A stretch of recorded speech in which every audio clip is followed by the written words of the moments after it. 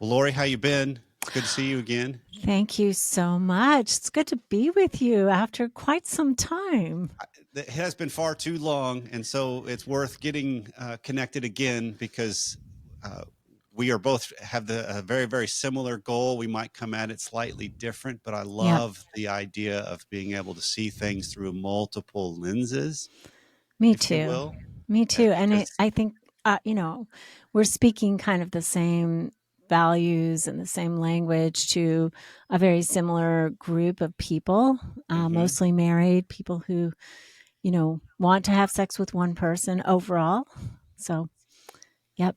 It's a good thing. So, what I've noticed, Lori, is there's a lot of times when people come in, like they find us, and I'm going to be willing they bet they find you, and the reason they found you isn't what actually the answer the answer they find isn't what they were thinking it was going to be, True. right? Because True. I often have people that will come in and they'll say, "Man, I found you because I needed you to fix my spouse, right? I needed you, I needed the Ah, key to figure out how to crack that code." yep. And lo and Yeah. behold, that's not what they found. And so I'm guessing that's kind of the same thing Yeah, for you so guys. true, so true. And I do want to fix their spouse for sure, Hmm. but I think the issue is oftentimes, all of us at certain times in our marriages, we can see so clearly what our partner is doing. We Oh can yeah. see, their flaws, we can see the things that drive us crazy, and we kind of think to ourselves, right? If we can just get them some help, or if we can just get them to see our perspective, or if we can just get them to stop doing that crazy thing, then everything is going to be happy. Oh, of course. If we could just get them to see that they need help. I mean, that's such an interesting framework that we often bring into life and marriage, isn't it? That is so true.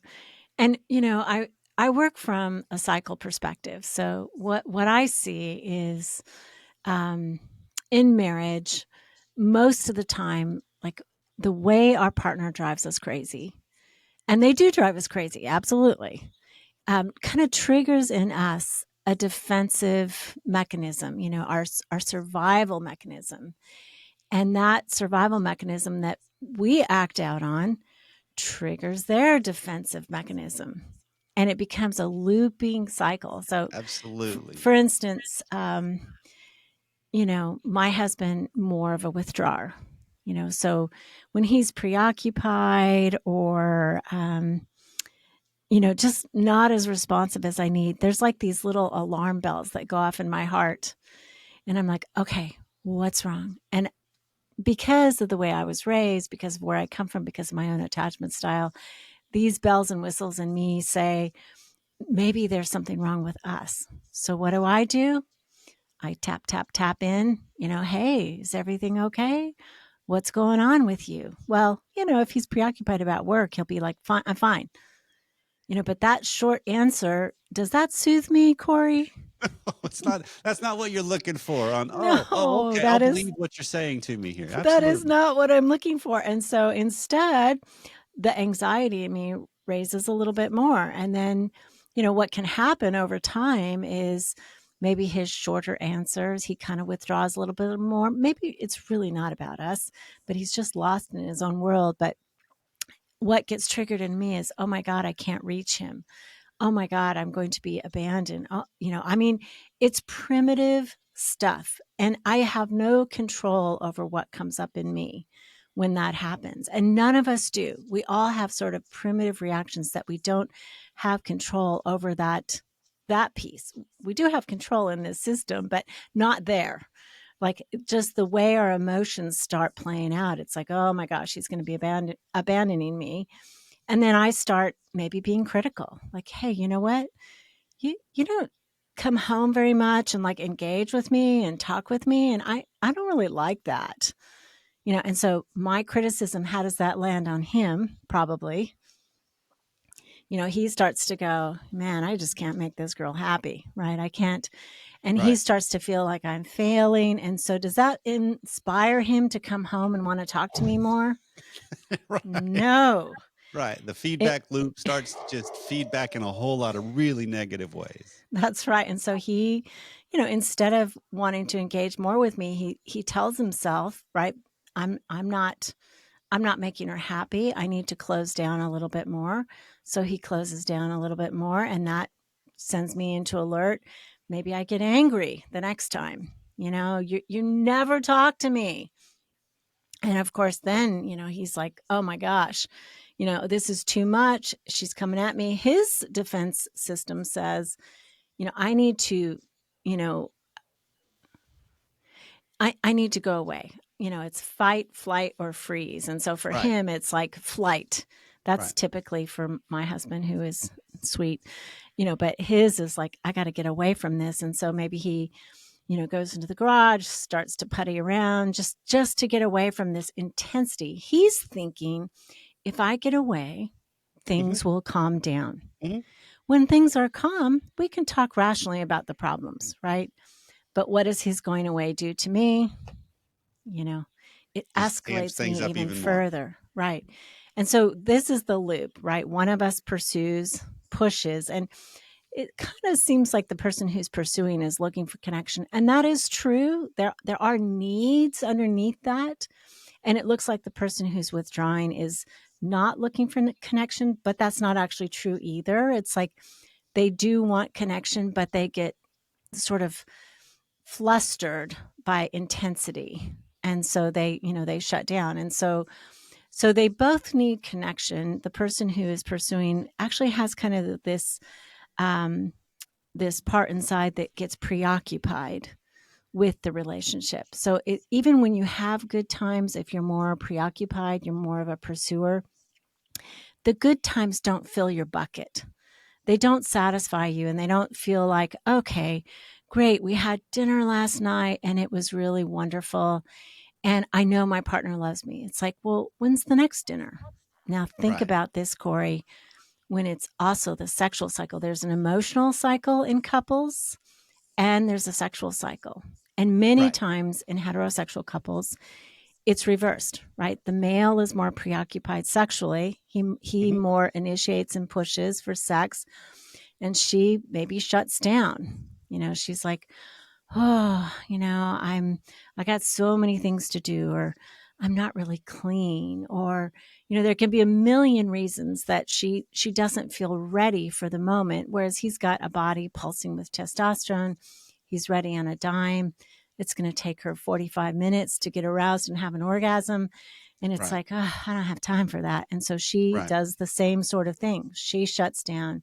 You're always, you know, asking for sex, can't you see that I'm busy or whatever? But she kind of withdraws there. Hmm. And he starts to feel preoccupied thinking about sex a lot. Like, when is the next time? I got to ask 6 times just to get up to bat, or, I'm never going to get it. Right. And so they can reverse the cycle over their emotional needs and their sexual needs. Does this sound familiar to you for the people who Oh, come in and see you? absolutely. And even my own life, because there's the element of how quickly we personalize things that aren't necessarily personal because they're about the other person. And instead, what Right, actually is really happening is just impacting me, but there's no real intent or cruelty underneath it, if you will. It's more, right. he was just preoccupied with work. And that's why Yeah. you read him as he's distant and he's distracted. Hmm. Well, of course, because he's preoccupied with work. Yeah. And that's part of what happens. I am curious though, Laurie, when you make the comment of these are things that just happen to us, Yes. right? And so unpack that a little bit because Okay. I know I think I know where you're coming from, but some of the Okay. audience might would Sure. really benefit from what is this? What do you mean when you say it this way? So when we get triggered by a particular event, we have kind of something that happens in our body, in our hearts, and we tell ourselves something. This is Right, emotional intelligence, right? So right, my when my husband has that look where he doesn't maybe meet eye contact and he just goes upstairs, it can, I mean, maybe not just that, right? It could be something else that's a little harder for me to handle, but it will hit my body kind of in the same way. My gut starts to feel anxious. This is my survival mechanism kicking in because our survival depends on human bonding, connection with another, attachment. And so this is, even though intellectually I know that my husband's just preoccupied, my body doesn't know that. My body still is sort of, and my brain can still be in childhood sorts of patterns where when my parent doesn't attend to me, I get really anxious. My needs will not be met. And Hmm. now I go into survival mechanisms, Hmm. and defense mechanisms that are, a protest. So those pieces are still kind of present in my body, and it isn't until we do tons and tons of work that we can manage those so that we're not reactive to them. But Okay. I honestly think, and I think people who come from secure backgrounds, right, Corey, securely attached people, which I've only met two of them, but there's actually supposedly 60% of the population is securely attached. And what that means is you grew up in a household where there was love and affection. Your parents were pretty stable people. Hmm. Economically, you weren't worried where the next meal was coming or the shelter over your head. And, the way the rules were and the boundaries that were set were pretty decently ordered. It wasn't Hmm. crazy. It's like, just because you forgot to do the dishes that night didn't mean that you were grounded for a week. When there were consequences imposed, they made sense. Right. And they Right. were imposed to help you grow into a sturdier, more responsible person. So that's a Right. secure background. And people who have securely attached backgrounds, Corey, actually just kind of naturally have more happy marriages. And And the reason do is you is think that's because here's what comes to my mind with this conversation thus far, Lori, is mm, I believe it's a quote from Viktor Frankl. That's the idea that between a trigger and a reaction, there's a space. right. And what you're describing is you're operating and developing and maturing and expanding that space is the That's goal. right. That's right. That's what we have to do. Especially, I think when you come from a secure background, you kind of have that space. When your partner comes in and is preoccupied, you tell yourself, oh, they're probably preoccupied with work. We'll catch up at dinner. And it Okay. doesn't trigger that intense body experience of, oh my God, he's preoccupied. I'm going to be abandoned. We come from security. We Okay. understand security. And so our reactivity is very low. And that's why people who come from secure backgrounds have happier marriages because they're just not as reactive. Okay. They're comfortable with intimacy. They don't feel like, oh, my partner wants to know too much about me and that makes me feel claustrophobic. Right. They're also comfortable with independence. It's like, they celebrate and champion their partner's journey in life, their separate endeavors, and they're glad to do it. And sexually, this is the best thing. When we come from appropriately affectionate backgrounds, our touch needs were met in childhood. Right. So it's okay to need. It's okay to have needs for physical touch. And then when we hit puberty, and those needs become eroticized, that's natural. We understand that. It's like, in secure families, our sexual coming of age is kind of celebrated. It's like, you start your period and your parents go, hey, let's go out to dinner, or you've become a woman, Hmm. and there's like this joy, or, as a young man, you're counseled appropriately about, like, look at, you're really developing, you've got those muscles, look at what testosterone is doing, you're becoming a young man and this is so great, and that drive you feel in your body is a wonderful thing. It's going to bring you a lot of joy. And those messages that we get in secure families, like, basically give us the basis for a secure sexual relationship. But when we grow up in different kinds of families, like Right. maybe an avoidant, when we have an anxious attachment, we grew up in families where it's kind of, help and care is kind of intermittent. And we Hmm. don't really know if it's going to be there or not. And sometimes our parents are a little too invasive. Instead of letting us build those blocks or climb that jungle gym, they get in the way. Wait, wait, wait, be careful, be careful. So when we're appropriately developmentally trying to do our own thing, they interfere. And then when we have needs, they're not available. And Right. that creates an anxious attachment. And an avoidantly attached means basically our needs are not met very well at all.